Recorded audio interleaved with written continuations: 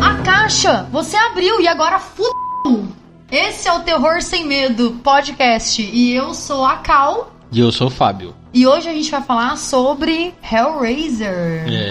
Sobre o reboot de Hellraiser, a obra suprema de Clive Barker. Foi lançado agora em 2022, né? Foi lançado agorinha mesmo, assim. Agora, da gravação tem 3 dias. Verdade. E aí foi lançado no canal Hulu. Ou seja, tem mão da Disney aí. Sim, tem mão da Disney. Pra quem não sabe, o Hulu é um streaming que não tem no Brasil, que é uma fusão da Disney com a Comcast, e é por isso que tem mão da Disney. Nossa, disso eu não sabia, né?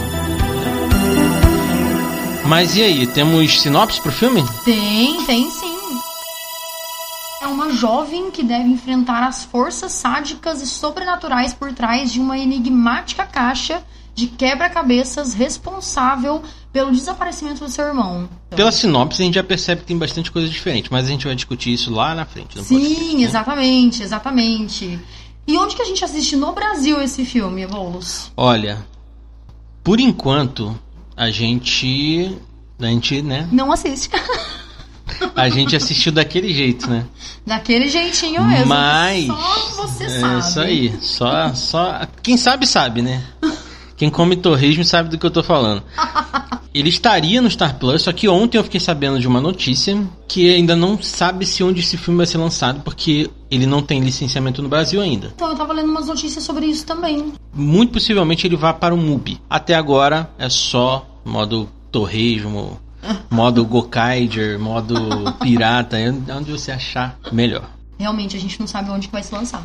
E um aviso antes do podcast: esse podcast contém spoiler de Hellraiser 2022, Hellraiser 1987, né, o original, sim. E talvez dos outros Hellraisers. Então, ouça por sua conta e risco.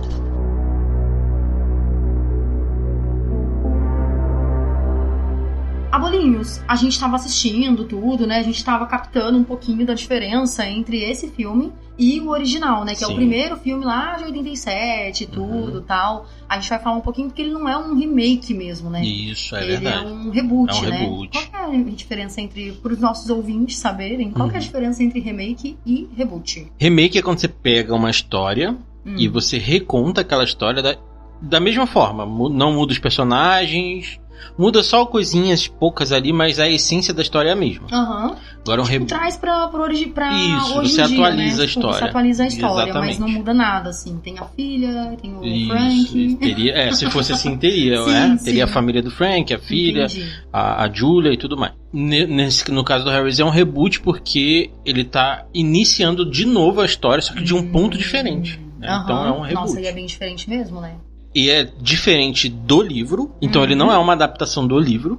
É legal que você lê o livro, né? Sim. Isso que é massa. E ele também não é um remake do filme, de 87, né? Então é uma história nova. Se não existissem alguns elementos do filme como a Pinhead nova, que agora é uma mulher, não é mais o Doug Bradley que faz, uma questão de configuração que a caixa tem de diferente das outras caixas, esse filme ele podia se encaixar ali na continuidade, né? Sendo o 11º filme da série. Mas não é bem... a gente vai discutir um pouquinho mais pra frente aí, né? Sim. A gente tem algumas coisas sobre o filme pra falar, né? A direção dele é de David Bruckner, o diretor da Casa Sombria, um excelente filme também. O Ritual, que também é ótimo. Mas não é o Ritual que você tá pensando. E não é o do Anthony Hopkins? Não, então esquece. Não, não foi é pro Netflix. Se eu não me engano, ele tá no Netflix. Ou ele foi para o Netflix. Então eu fui enganada. Eu tava jurando que fosse o Quando Ritual. eu fiz a pauta, eu achei que era também. E o David também dirigiu 2 segmentos de 2 antologias diferentes. Um segmento de uma antologia chamada Southbound. Não conheço, tá na minha lista pra assistir. E é bem falado esse filme, inclusive. E também do VHS de 2012. Porque teve já vários outros VHS. Eu acho que esse VHS a gente assistiu. Eu acho que sim. Só que eu não lembro e não sei qual foi o segmento que ele dirigiu. Então é um cara, tipo, iniciante, né? Ele tem aí um filme de sucesso, que é A Casa Sombria, que é um filme muito bom. verdade. O ritual que todo mundo fala bem, não assisti, é tipo folk, não é folk horror, eu acho. Tá. É interessante. E tem aí, né, o VHS é uma franquia de sucesso pra cacete, né? Tem bastante filme, inclusive esse ano vai sair um filme novo. E o Southbound eu só vi em listas de filmes desconhecidos. Então eu nunca ouvi falar desse daí. Então. Eu vi uma lista no YouTube há um tempão atrás, por isso que esse filme tá até na minha lista. Só que ele não tem nenhum streaming aqui, então é muito difícil de assistir. Tem que assistir no Torresmo também, né? É verdade. No modo Torresmo. Nesse filme agora, como a gente já falou antes, né?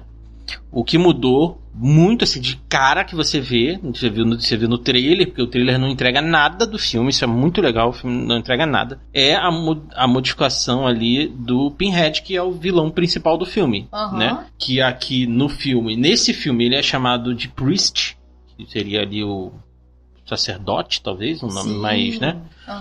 Que é interpretado pela Jamie Clayton. Eu não conheço ela porque ela fez séries de TV e Sense8. Eu assisti acho que um episódio de Sense8, então eu não sei quem é ela. Eu assisti um pouquinho da primeira temporada também, então eu não sei exatamente quem é, pelo rosto, assim.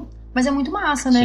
Muito legal ver isso, assim, sabe? Ela também... Eu tinha visto uma matéria aqui que ela curtiu bastante fazer esse filme e tudo, porque ela tem um pouco mais de 10 anos de carreira, assim, sabe? E é incrível ela já chegar, tipo, fazendo Pinhead e tal. Um super vilão, né? Exatamente. É muito legal, assim, sabe? Que uma opinião até que ela tinha passado aqui, né? Que quando eu comecei a atuar, ela falando, tá? Quando eu comecei a atuar, há pouco mais de uma década, meu objetivo era interpretar papéis diferentes. E volta diferente nisso, né? Sense8 pra Pinhead. Outras coisas também, né, que ela fez e a gente não sabe. Queria ter a chance de fazer testes pra coisas diferentes. E por ser uma mulher trans, sempre sou marcada pra fazer apenas um tipo de papel. Quando eles decidiram escalar uma mulher pra interpretar Pinhead, eu nunca pensei que realmente fosse conseguir. Muito massa, muito né? Legal. É bem legal. Na história, ela mandou muito bem. A gente vai falar um pouquinho sobre os cenobitas mais pra frente no podcast. Achei que, tipo, não apagou nada do que o Doug Bradley fez, apesar de eu preferir o Doug Bradley ainda, pela imponência, né? Sim, verdade. Mas ela mandou bem, era um vilão bastante... Ela é um Pinhead diferente, eu achei, né? Os dois poderiam existir. É uma outra proposta, né? É uma outra proposta. O filme em si é uma outra proposta, né? A gente vai também falar isso mais pra frente. Eu sei que a gente tô falando isso toda hora, a gente vai falar mais pra frente, né? Mas é porque a gente não quer gastar cartuchos agora, né? Sim. Os outros personagens também são Riley, Matt, Colin e Trevor. Tudo nomes super genéricos. Né?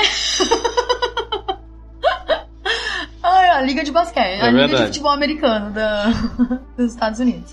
Que são representados por atores e atrizes novos em atuação. A Riley, ela é a protagonista do filme, né? Ela que leva a trama. O Matt é o irmão dela, que é o que sofre que é roubado pelos cenobitas, né? Que é falado na sinopse. O Colin é o namorado do Matt e o Trevor é o namorado da Riley. E tem outros personagens no filme.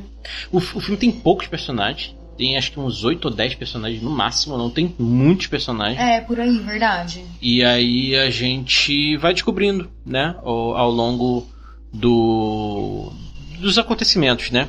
E aí já entrando no filme, né? Que a gente já falou bastante aí dos personagens, né? Do diretor e tudo mais. O que você achou de igual de um filme pro outro? Apesar de eles serem muito diferentes, eles têm umas semelhanças, né? É Hellraiser, né? Tem a caixa, tem tudo e tal. Tem as motivações, né? De cada personagem. Sim.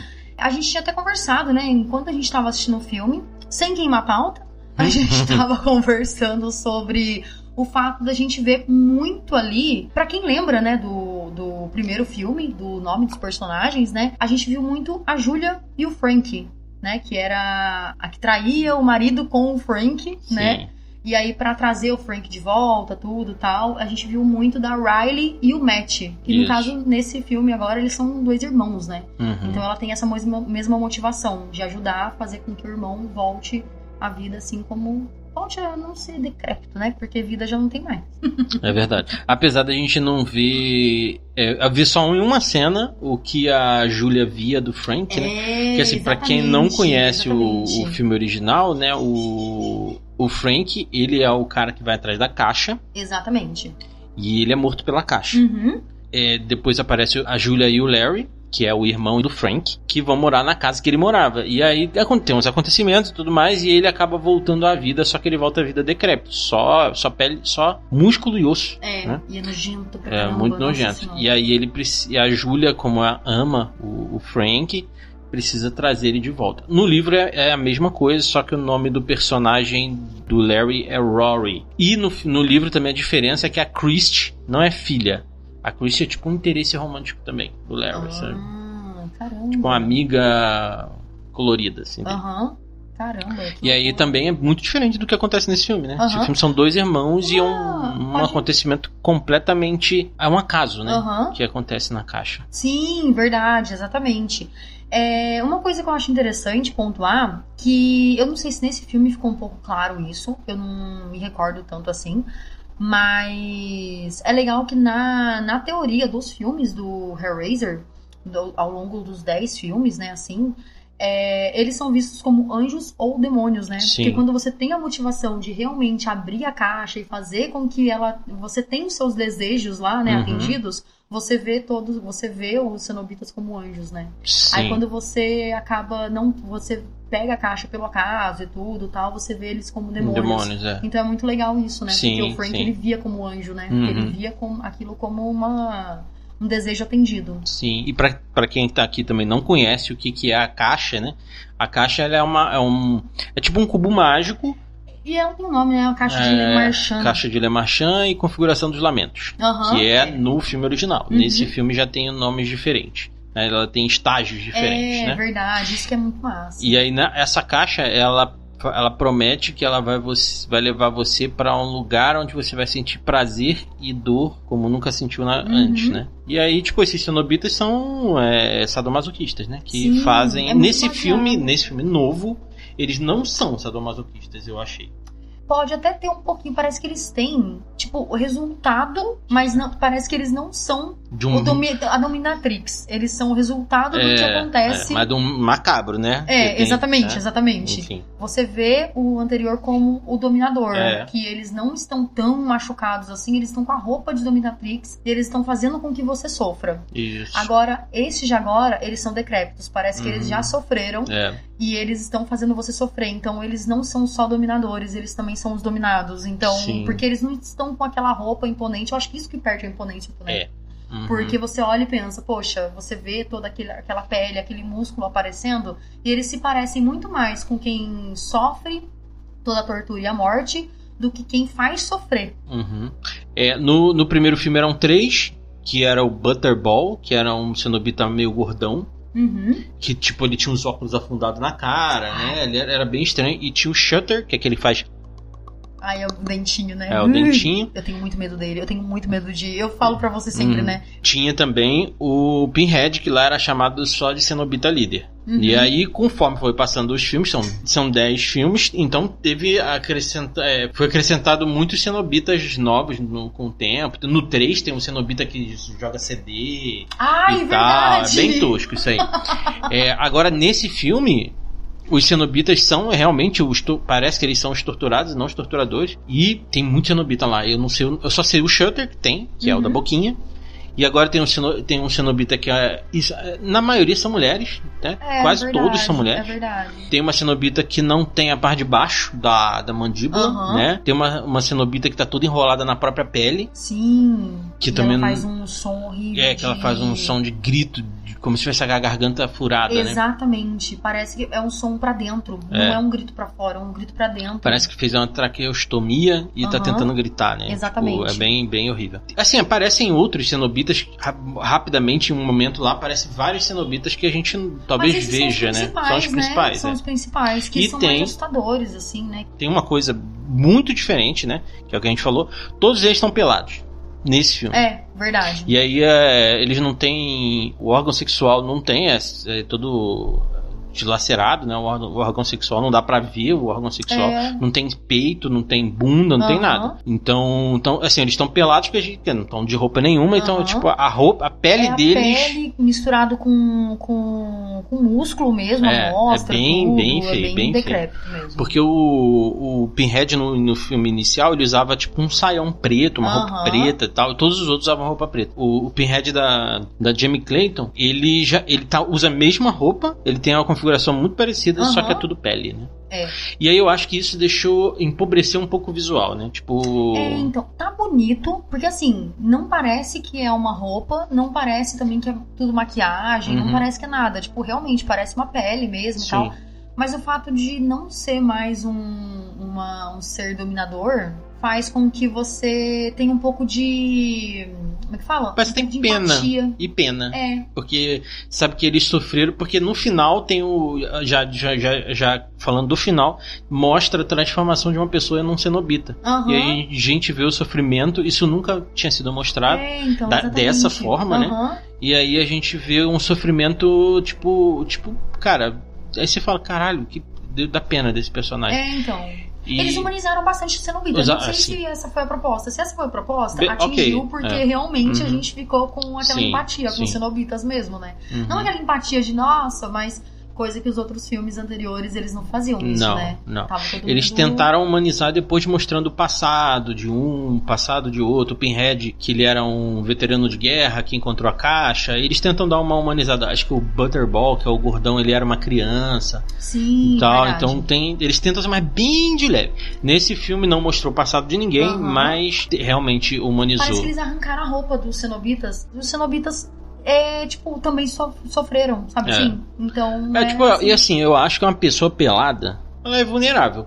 Eles não passaram nenhum tipo... Cara, será que ele tem uma arma escondida em algum lugar? Tipo um gancho, sei lá, uma foice, ou sei lá, uma tesoura gigante. Porque você sabe que ele não teria nada escondido. Eles têm uns poderes sobrenaturais e tal. Na verdade, só o Pinhead tem. Só o Pinhead. Não são uns caçadores assassinos, não. Eles têm um propósito que é mostrado no filme. Eu acho que é essa palavra, de vulnerabilidade. Eles são muito vulneráveis, eles parecem. Então não dá tanto medo deles, assim. Dá medo, dá um pouquinho de medo. Mas você percebe que eles são vulneráveis. Assim, pra quem tá no filme, isso a gente tá falando como espectador do filme. Sim, se você tá dentro do universo do filme, aquilo deve ser terrível. Você vê uma pessoa toda despelada, com a pele ao contrário, deve ser a coisa mais horrorosa de se ver, Tem uma cena que 3 cenobitas começam a andar atrás de uma das personagens, né? Ela fica no meio e vão aparecendo 3 cenobitas. Eu fico assim, cara, aterrorizante, sabe? Que é a cena dentro do sanatório, né? Isso, exatamente. Essa cena foi louca. A gente já falou bastante dos cenobitas.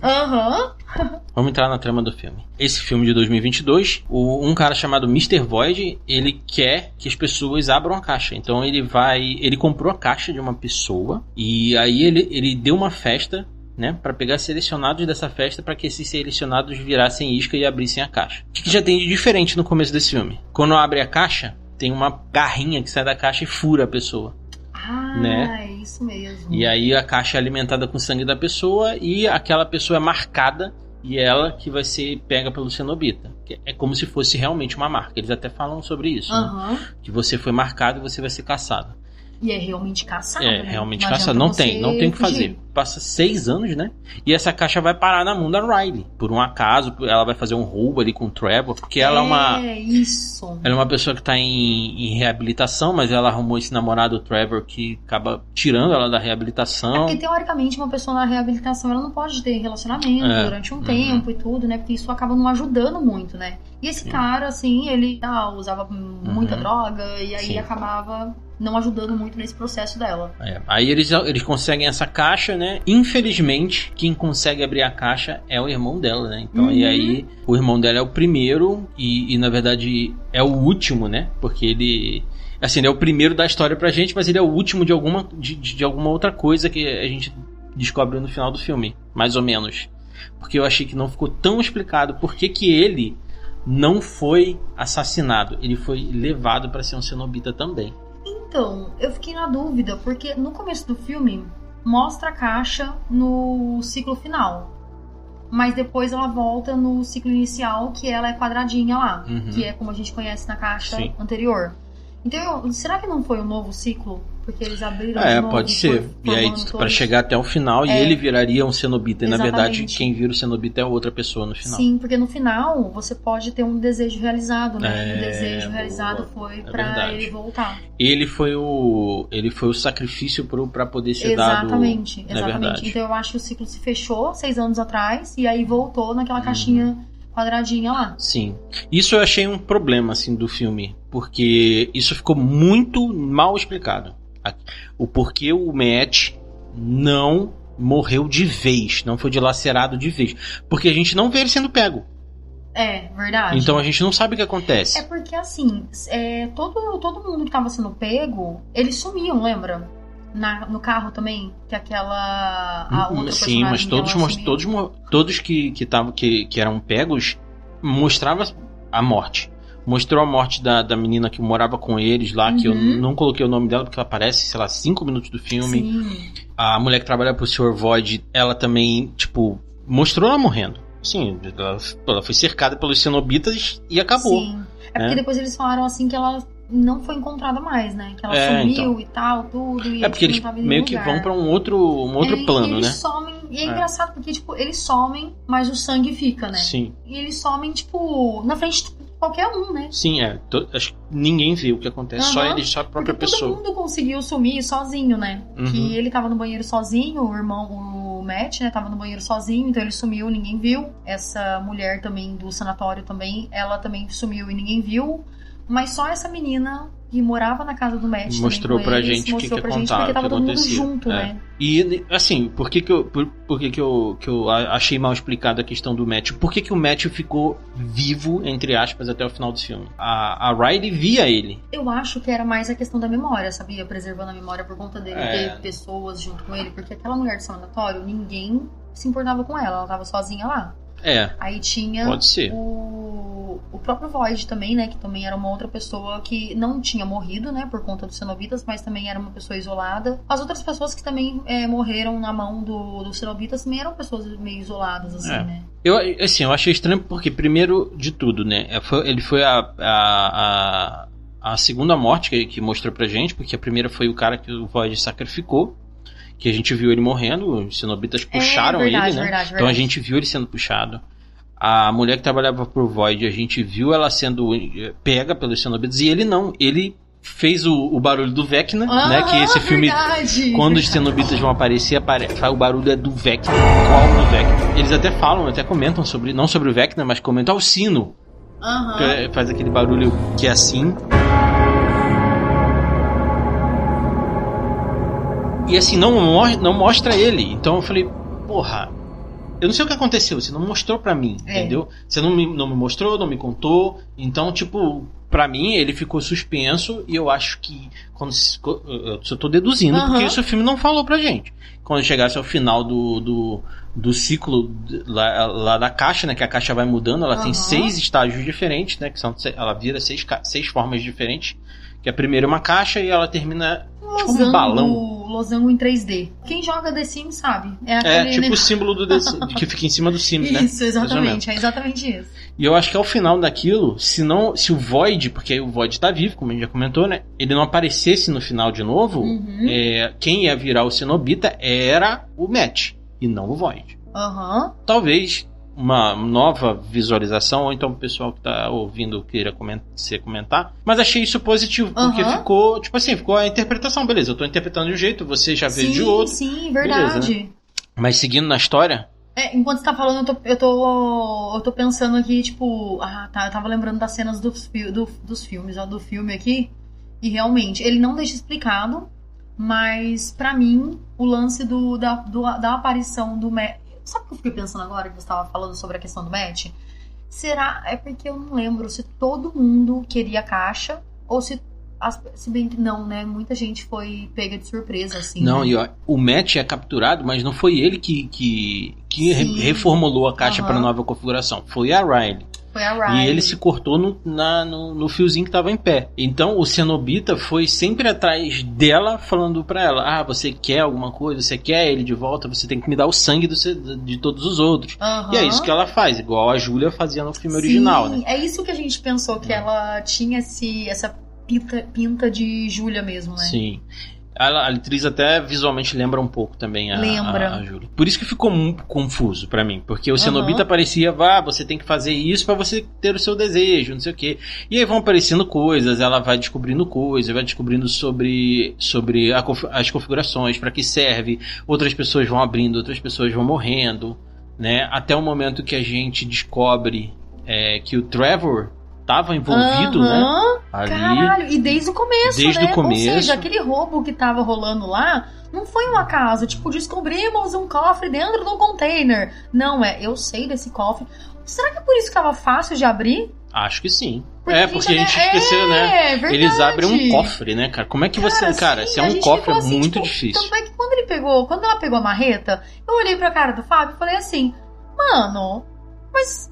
é um cofre, porque não abre com marreta, entende? Tipo, é um cofre, saca? Porque senão qualquer um poderia roubar qualquer coisa. Tipo, um hotel, entende? A gente guarda as coisas dentro de um cofre, porque a gente sabe que ali é o lugar mais seguro do universo, dentro daquele lugar, nos dias que a gente fica ali, sabe? Então, tipo, não é quebrado facilmente com uma marreta. E foi tão fácil, agora que a gente tá conversando, eu tô pensando aqui, mano, então significa que tava tudo... planejado. Claro. Quando a gente... Porque tem rola uma treta toda que o Shutter quase pega eles dois, o Shutter, o Boquinha, né? Quase pega eles, né? Porque eles conseguem abrir a caixa no meio do caminho. E ele morde o Trevor. E aí o Trevor fica fudido, eles voltam pra dentro da casa do Void, que é esse lugar onde eles descobrem tudo e tal. Que é esse cara do começo do filme, né? Esse excêntrico aí que quer descobrir o que tem na caixa. Aí que a gente descobre que o Void, que tinha desaparecido até há 6 anos atrás, tá envolvido com o Trevor, e aí que se junta toda a história, né? É um filme bem simples, é uma história muito, cara, tipo aquela plot twist que, assim, se a gente observasse com um pouco mais de atenção, talvez a gente percebesse esse plot twist. É aquele filme que eu acho muito massa, esse tipo de filme, que ele já te mostra como que vai ser a história logo no começo. Mas, porque tem filme que tem alguém, né? Um professor te conta tudo que tá rolando, e aí quando você termina o filme, você fala, caralho, naquela aula lá o professor falou tudo. Eu tô falando de Breaking Bad, né, praticamente. Mas lá, meio que você vê todas as coisas fáceis, onde o Trevor tá, tudo acontece facilmente. E aí você olha e pensa assim, caralho, gente, ele é um ladrão perfeito, sabe? Quando na verdade você olhando depois, você fala, mano... Então significa que realmente ele tava nesse... Mas a gente não desconfia nem um pouquinho. Eu, pelo menos, não desconfiei. Eu também não desconfiei. Me pegou, eu falei, caralho, olha aí, que filha da puta. Mas assim, se a gente for observar com atenção, acho que dá pra perceber. Porque o Void, ele desaparece e em um certo momento do filme ele aparece de novo. Tem uma coisa que acontece pra mim que ficou muito mal explicado. Porque a Riley descobre onde é a casa do Void, que é uma casa toda fechada para os cenobitas não entrarem. Sim. Quando alguém abrisse a caixa. Ela era toda preparada para ele encontrar o Leviatã, que é o deus supremo dos cenobitas. E tipo assim, ela descobre onde é a casa, beleza, né? Ela tá procurando, então ele é um cara excêntrico, né? O endereço dele deve ser fácil de achar e tal, é um milionário. Porque tem muita história também no jornal, que ela pesquisa tudo, né? Então ela descobriu onde ficava a casa. Agora, ela chega na casa e tudo mais, ela começa a tomar uns sustos lá, e depois chega a trupe. A galerinha chega. Como que a galerinha chegou? Como é que a galerinha sabia que ela tava lá? Então, exatamente. Então isso aí eu falei, olha, aí chegaram muito estranho. Primeiro, eu achei que quem tava envolvido na parada era o Colin, o namorado do Matt. Porque ele era um cara muito legal, mas ao mesmo tempo ele era meio pau no cu. Tem umas coisas que acontecem no filme que eu fiquei meio desconfiado dele. Mas mesmo? Nossa, gente, eu não desconfiei de ninguém. Eu fiquei assim, cara, cenobita, só cenobita. Eu fiquei meio assim, eu falei, mano, tem alguém fazendo alguma coisa além, eu fiquei pensando, né? Eu não desconfiei nem que o Void pudesse estar vivo. Eu achei que fosse tipo assim, contou a história lá, aí pronto. Aí, não, quando ele apareceu, claro, né, eu imaginei que ele estivesse vivo mesmo. Mas até essa hora, Eu não pensei, tipo, que ele pudesse estar vivo, aquela casa ainda tava, tipo, porque ela tava funcionando tudo, né? Tanto é que eu perguntei, nossa, mas ainda tem energia nessa casa abandonada, porque o Void morreu? O filme, ele dá umas diquinhas sobre o Trevor, né, pra gente. Até quando essa menina extra que ela aparece só 5 minutinhos do filme, ela vai com eles, né, vai com o Colin e com o Trevor lá na casa, e aí ela consegue abrir uma porta secreta e entrar. Que é onde o Void tá escondido e é quando a gente descobre que ele existe. E ela fica presa ali dentro, porque o Void quer sacrificar ela em nome da caixa. E o Trevor tenta tirar ela. E aí ela fala, liga e desliga o disjuntor. O que ele faz primeiro? Ele liga o disjuntor que toca música. Quando ele ligou o disjuntor que toca música, eu falei, ué. Eu achei que ele tivesse errado, porque ela já tocou isso. Ela já tinha feito isso. Aí eu pensei assim, eu acho que ele fez de novo a mesma coisa, porque ela foi tentando 1 e nada. 2, música, desligou. 3, abajurzinho. 4, não sei o que. Aí, acho que foi o 4 ou o 5 que já abriu aí parou total o teste e ela foi entrar nessa portinha eu achei aberta. Muito estranho. Aí eu achei, tá fazendo a mesma coisa que ela, entendeu? Com certeza agora ele ligou o abajurzinho também, sabe assim? Mas eu achei estranho. Só que aí a gente chega no final ali, né? Todos os cenobitas foram invocados porque ninguém foi sacrificado. Precisa ser. A Riley precisa ser sacrificada, né? Porque ela invocou e ela se cortou. No 5º estágio da caixa. Né? É verdade. E aí todos os cenobitas estão ali atrás dela. Em volta da casa, né? Eles estão protegidos porque a casa é toda fechada. E de repente a gente descobre esse plot twist. E quem aparece é o Mr. Void. E o Mr. Void consegue, né? Consegue finalizar todo o processo dele lá com a morte do Trevor, né? Alguém precisava morrer.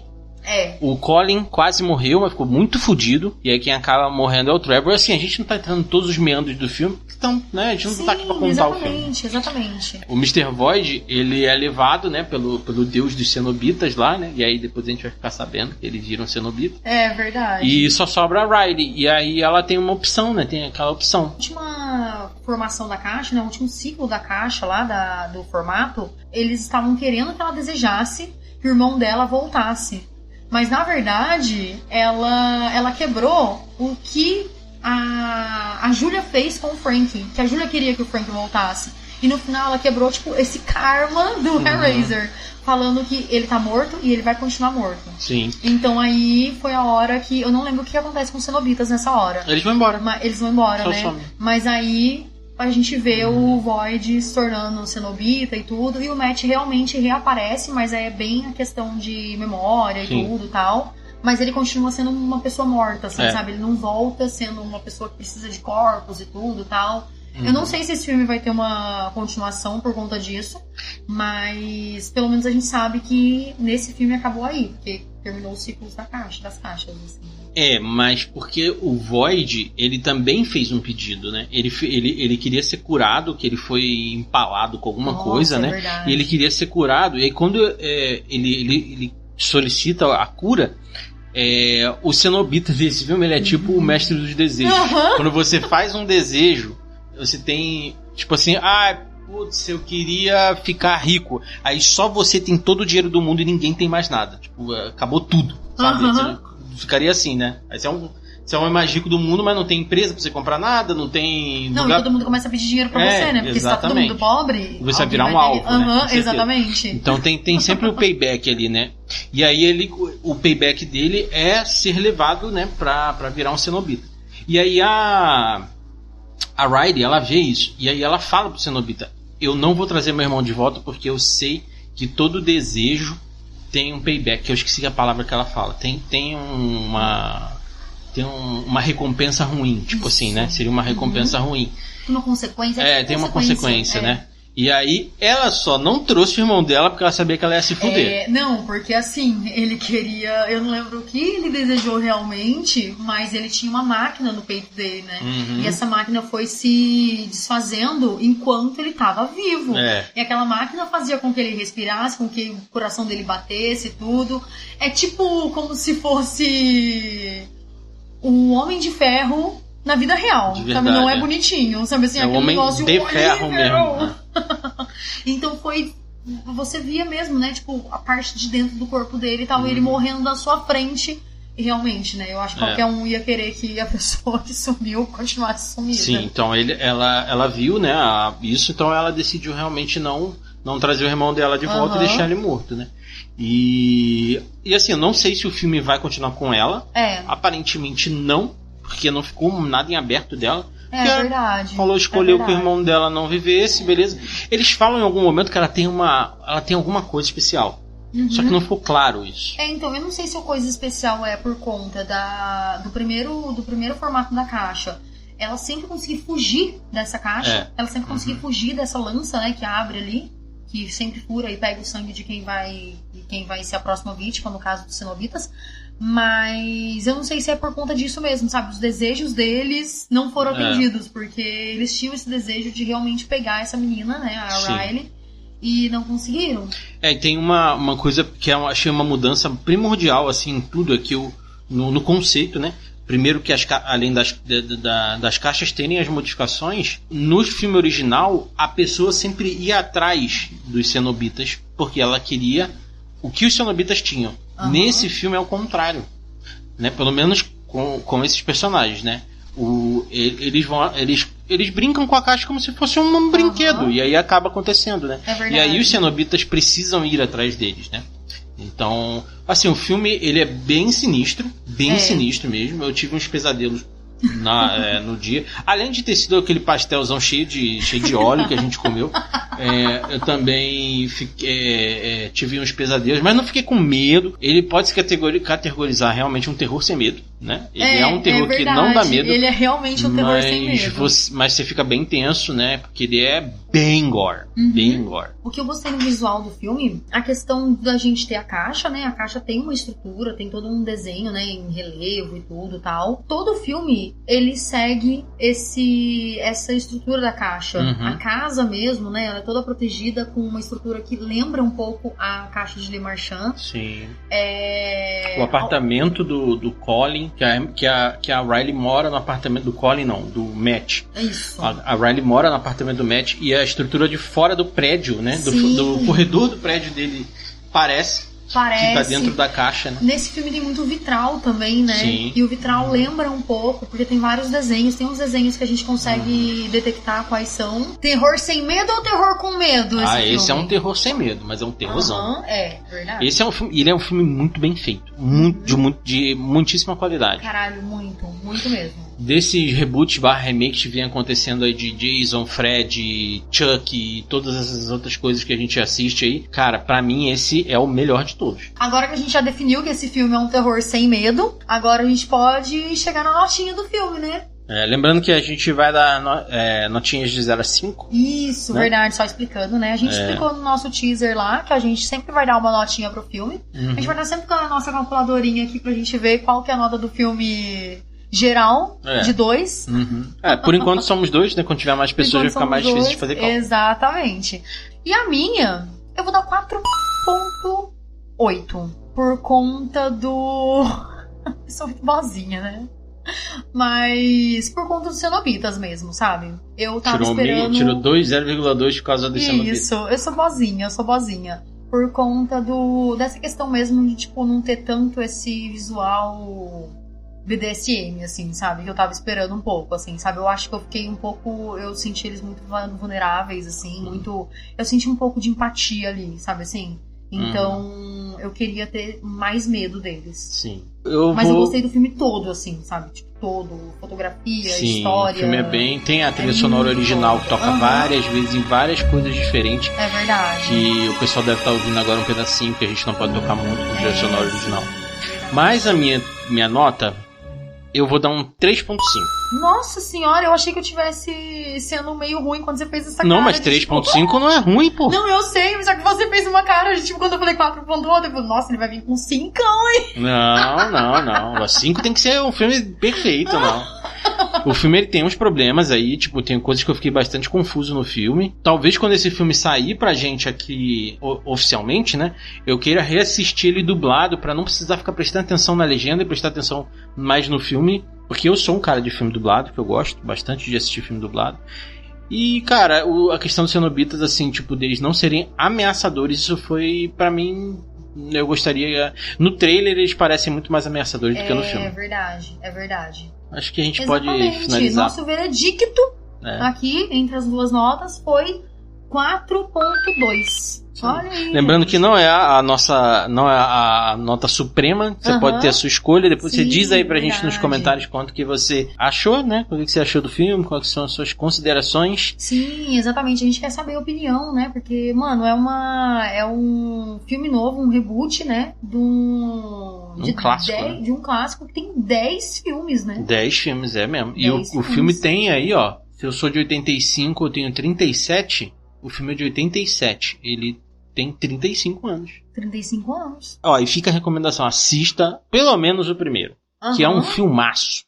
É, exatamente. Se você assistir o primeiro e um pouquinho do segundo também. E o também segundo é bom. Também, né? Porque tem um pouco de segundo ali também no filme. Sim. Então, se você assistir o primeiro e o segundo, é legal pra você comparar com esse daqui. Sim. Tipo, não tem comparação porque a história é diferente, tudo e tal, mas tem essas pinceladinhas de ideia do primeiro, do segundo filme, tudo. Sim.